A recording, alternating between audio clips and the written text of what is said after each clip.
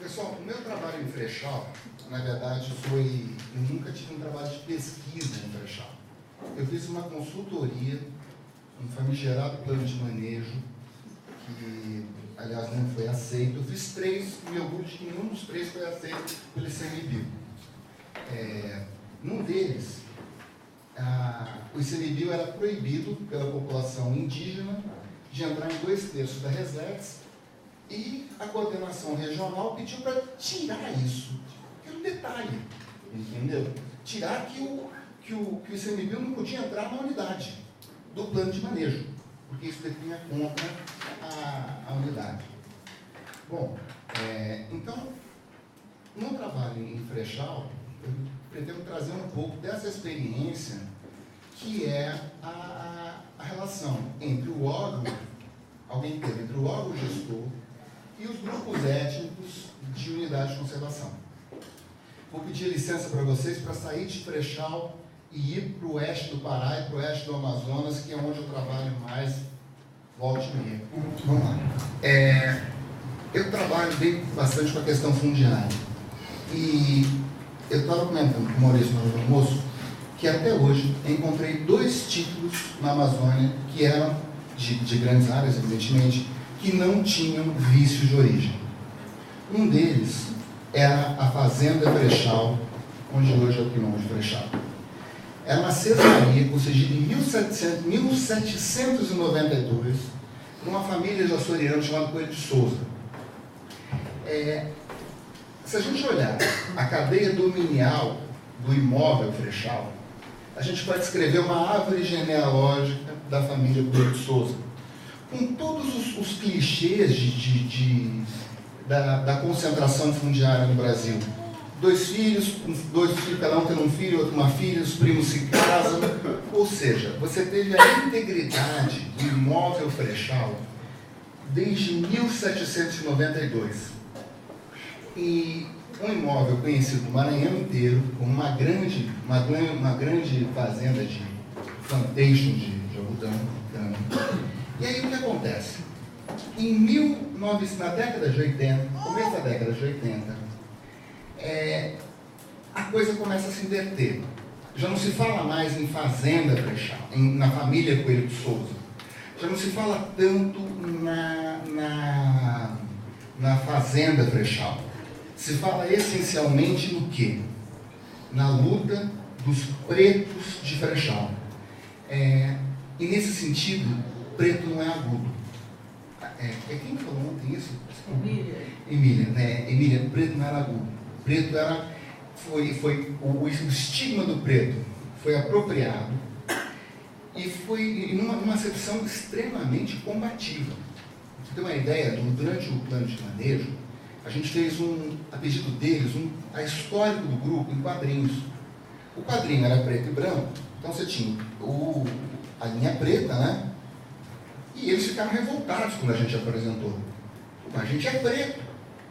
E no desenho preto e branco, você tem um perfil, né? Não tem, eu até trouxe aí, mas não tá dando certo, né? Então, mas continuando. Começa a ter a luta dos pretos de Frechal.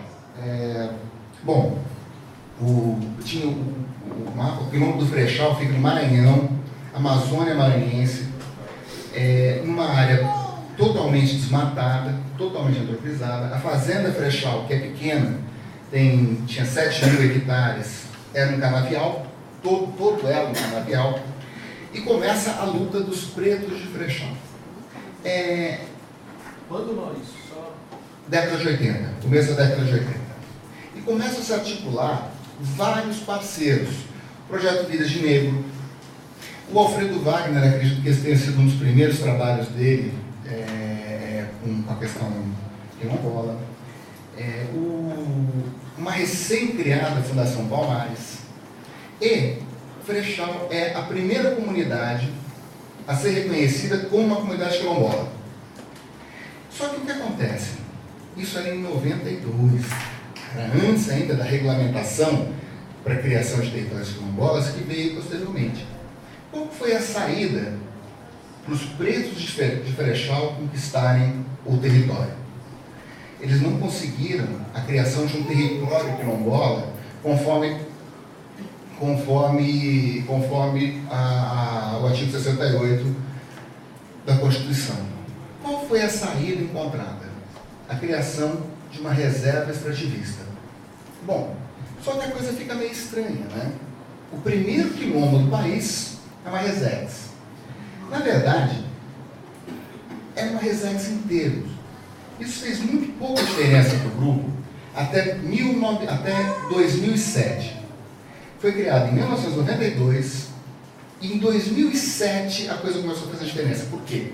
Em 2007 chegou lá o primeiro chefe da resex. E pior, ele acreditou que era chefe. Certo? Pessoal, só abrindo um parênteses, de modo algum eu estou fazendo crítica a qualquer gestor do ICMBio. Muito ao contrário, tenho até uma admiração muito grande por eles.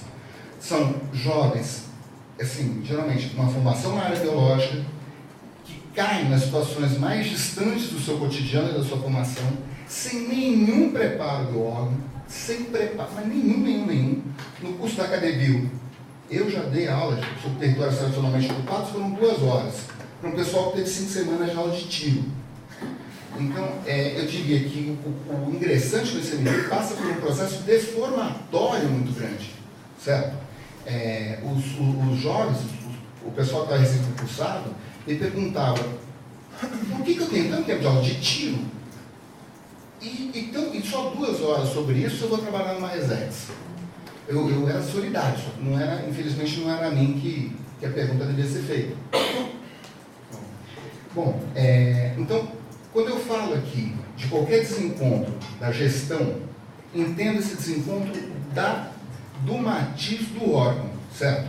Que, impressionante como ele vem trazendo ranços de uso, de exclusão social, revestido num discurso ambiental, desde o tempo do IBDF.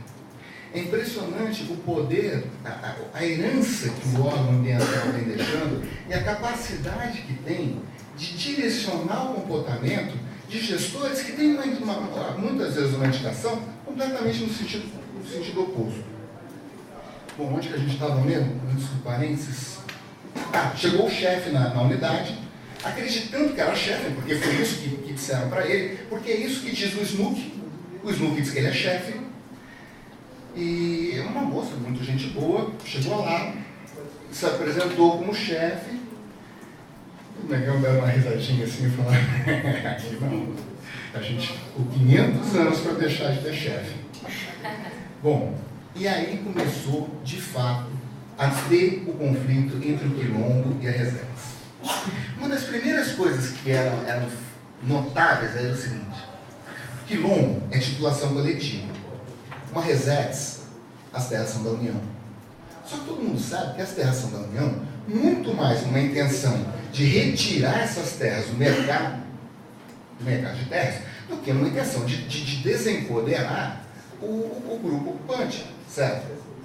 Só que, para a gestão, isso está num passado muito remoto, talvez só quem é muito antigo sabe disso. O Mauro Almeida deve saber disso, certo? Muito antigo, né? Agora, esse argumento de, olha, aqui não é quilombo, isso aqui é uma resex, a terra é da União. Foi aí que eles começaram a se dar conta. O fato do imóvel estar no nome de uma associação ou da União não tinha nenhum sentido prático até essa hora, até chegar o ICMBio e falar, não é você quem manda aqui, sou eu, a terra é da União. A gente tem uma área, por família em Ferechal, menor do que 3 hectares. Ou seja, eles plantam em 100% da área, que era um canavial, e arrendam áreas no entorno, certo? Ou seja, 100% da resex está dentro de uma área de uso privativo, certo? Dentro de, o que eu estou chamando de área de uso privativo? Da roça da família. Segundo normas do curso ordinário do grupo, tem uma estrutura de rotatividade. Uma família não pode ocupar uma área tantas vezes seguidas. Você tem áreas de uso comum, ou se me preferir, comunitário, mas é um debate muito interessante. Só que são áreas de uso comum com formas de apropriação, não vou dizer privada, eu usei a expressão agora há pouco, familiares, certo? Por períodos curtos e que tem que se rotacionar.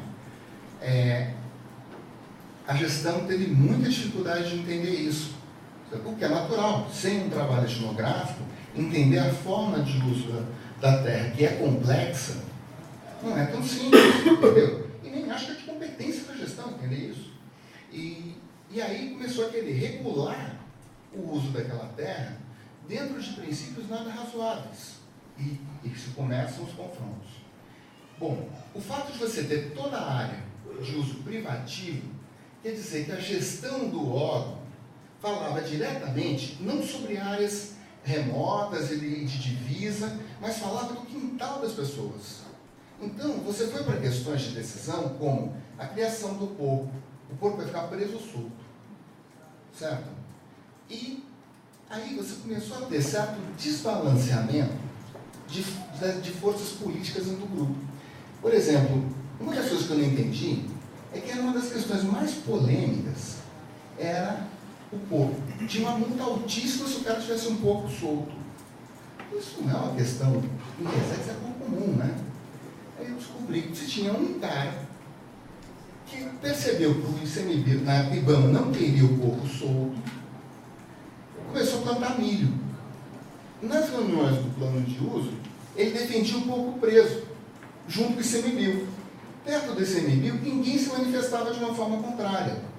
E aí, a revelia da vontade de todo mundo, se determinou uma multa altíssima caso tivesse um porco solto, certo? E alguns que souberam tecer alianças com o órgão gestor, tiveram um empoderamento dentro do grupo, que, de uma forma completamente desigual. Só uma coisa que eu esqueci, uma importância vital do caso de Frechal no Quilombo, é que foi o primeiro, tinha umas fotos aqui, o Quilombo está exatamente na frente da Casa Grande, certo? E de fato é uma Casa Grande. Como? Depois você passa pra gente, aí você fica um tempo para mostrar as imagens. Tá, tudo bem. É um casarão colonial imenso e o Quilombo rodeia. Por quê? O que aconteceu? Isso foi o grande, talvez seja o Maurício me corrija se eu estiver errado, tenha sido o caso mais emblemático do que o Alfredo Wagner chamou de aquilombolamento da Casa Grande. Na medida que os patrões foram quebrando, os escravos, e esse grupo se entendeu e foi entendido como escravo até a década de 70. Até a década de 70, eles eram conhecidos como os pretos da Mundoca, a última proprietária, certo? E engraçado, eles eram os pretos da Mundoca. A gestora desse nível chamava eles de meus pretinhos. É engraçado, eu achava que a conotação de pretos da Mundoca era mais respeitosa, pelo menos eles ainda tinham uma acepção de força de trabalho. À medida que o ICMBio coloca eles no papel de meus pretinhos, eles são reduzidos a bibelôs, certo? E, enfim, teve uma importância fundamental na ressignificação do conceito de quilombo, saindo daquele paradigma do modelo de Palmares, como o senhor de engenho quebrando, certo? O senhor da plantation quebrando e os quilombolas se apoderando do território. E por isso, nesse caso, se conseguiu explicar o porquê de você ter um quilombo às portas da Casa Grande. Bom, tudo isso, pessoal, quando você tem a criação da Resex, o órgão gestor acaba se empoderando da Casa Grande. Em grande parte, você tem, pela visão do grupo, uma certa linha de continuidade entre o patrão, entre o antigo senhor de engenho e o órgão gestor, certo? Você tem eles resistiram até 2008 para fazer o conselho deliberativo. Eles falavam, quem manda aqui somos nós. E o ICMBio queria, por exemplo, algo que o ICMBio entendia como obrigatório, participar da prefeitura. A prefeitura da cidade, a Mirinzal, até a década de 80, não permitia aos pretos de Frechal que estudassem nas escolas públicas de Mirinzal. Certo? Quando eles ouviam a possibilidade de ter a prefeitura participando de um conselho que deliberasse sobre o território que eles com tanta luta conquistaram, eles falavam, não, nós não queremos conselho deliberativo. Que é um absurdo. Certo? E é engraçado. Nas reuniões, quando se decidia, todo mundo está todo mundo de acordo com isso, mas quando era uma coisa muito polêmica, todo mundo ficava quieto. De repente alguém falava assim, dá licença, nós vamos no banheiro. Nós. E é todo mundo. Imagina uma sala, 2 vezes aqui no meu, esse público, indo todo mundo para o banheiro. Aí daqui a pouco eles voltavam circunstancialmente com uma decisão. Às vezes não. Mas às vezes voltavam. Olha, acho que não. Certo? Bom, todas essas debilidades foram postas no plano de manejo. O ICMBio, quando leu isso, falou, você está louco, de jeito nenhum. Recentemente eu tive a alma lavada, porque tudo isso que foi posto no plano de manejo acabou saindo e a gente colocou num artigo chamado exclusão participativa. Há um mês, mais ou menos, a única coisa participativa de fato era a exclusão. Há um mês, mais ou menos, eu recebo um e-mail do M, que não associou o meu nome lá comigo, pedindo, eu achei isso aqui e eu queria usar num curso no ICMBio. Entendeu? Quer dizer, voltou para o ICMBio sobre aliás, com uma autoridade de mudança, uma alegria dupla. Uma vez por ser citado pelo N, porque é uma honra para mim. Ele é minha fonte, eu aprendo dos textos dele, né? E também por saber que isso voltou numa forma de curso para o ICMBio. Pessoal, agora, uma questão, eu vou ali na lousa, porque agora não tem jeito. Uma questão interessante é a seguinte, essa turbulência da gestão, e novamente, quando eu estou falando turbulência, eu não estou me referindo a gestores, pessoal. Eu estou me referindo ao que o órgão cobra desses gestores. Não é peculiaridade de Frechal. Se a gente for para o Pará, para o estado do Amazonas, a gente começa a encontrar isso, e grande parte dos movimentos de resistências indígenas são, no caso do Lago da Capana Grande. No Lago da Capana Grande, uma vez, o gestor da Igara do Ibama encontrou um ribeirinho com uma paca na voadeira. Sabe o que ele fez? Ele pegou essa voadeira, ele pegou o ribeirinho, colocou na voadeira do Ibama e fez o ribeirinho passar de casa por casa, pedindo perdão por ter matado o animal e deixando um pedaço na casa de cada um. A revolta do grupo contra isso foi impressionante. Esse ribeirinho, no dia seguinte, falou, agora eu sou índio. Eu quero ver eles fazerem isso de novo comigo. Quer dizer, uma estratégia legítima, certo? Eles já eram conhecidos como Mura, mas nunca deixavam de ser extrativistas. E, a partir desse momento, o grupo passa a se reivindicar como indígena e proíbe a entrada do ICMBio na Resex. Proíbe mesmo. A vez que o ICMBio tentou, eles deixaram os caras presos por 2 dias. Certo? Agora, o Dan falou, nos casos de sobreposição, onde o mapa mostra, né? Dan, eu acho que quando o mapa aponta sobreposição, a coisa está boa. O problema é o seguinte, Rio Iriri, por exemplo, desse lado, a terra indígena Chipaia e Uruai, e aqui a Resex do Rio Iriri. Muito antes do reconhecimento da terra indígena, da criação da Resex, você tinha esses grupos ocupando essas áreas, interagindo, casando entre si, ainda que, de uma forma mais ou menos homogênea, os Chipaia e Uruai morassem desse lado e os ribeirinhos desse outro. Em 2007, se cria a Resex e vai o chefe, novamente acreditando que é chefe, para cá. E ele resolve, terra do meio, aquele rolo todo, né? O que ele resolve? Ele vai por ordem na coisa. Então, índio para cá e ribeirinho para lá. Não tem sobreposição nenhuma no mapa, está muito fácil, né? O APA libera o recurso, não libera? Só que tem uma coisa, os índios tinham castanhais aqui, tinham lagos de pesca aqui, da mesma maneira como os ribeirinhos tinham para cá. O ICMBio proíbe os índios de entrar na Resex. O que os índios fazem? Aonde vai o troco? No ICMBio? Não. Vai nos ribeirinhos. Os ribeirinhos também não vão mais entrar aqui e não vão mais usar o nosso sistema de saúde.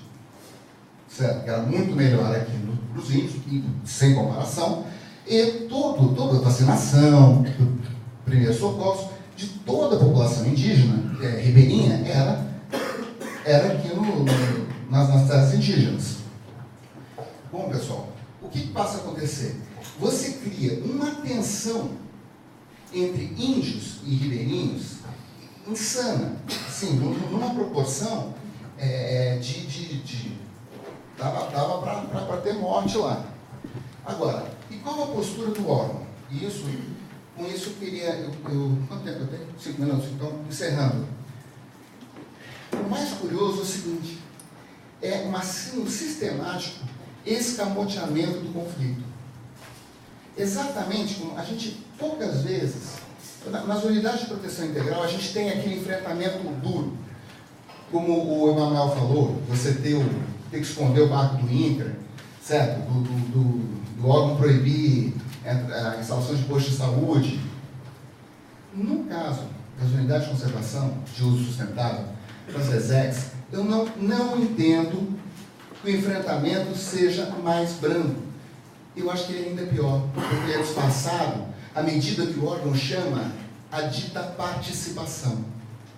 Com um discurso de aqui nós somos todos amigos. Essa frase eu sempre ouvi. E assim, a coisa, pessoalmente até pode ser, mas são grupos antagônicos que disputam com o controle territorial. Certo? E se escamoteia, e não tem briga, aqui está tudo bem. Sempre existe um escamoteamento enorme do conflito, como se reconhecer a existência do conflito fosse assumir o fracasso da unidade de conservação. Por fim, pessoal, eu não vejo nenhuma razão para... eu não consigo entender por que essa necessidade do órgão de omitir os conflitos e os problemas das unidades de conservação. As Resex são um modelo extremamente novo. É óbvio que vai ter problema, e pensado por uma situação e sendo usada hoje em uma multiplicidade enorme. É louvável que hajam problemas e que esses problemas sejam discutidos. Certo? Infelizmente, é impressionante a negação disso. E nessa negação do conflito, se há um abafamento e uma estratégia de controle social pérfida. Bom, pessoal, eu agradeço muito a atenção de vocês. Peço desculpa pela falta de imagens, eu devia ter procurado vocês antes para o Drive. Muito obrigado pela atenção.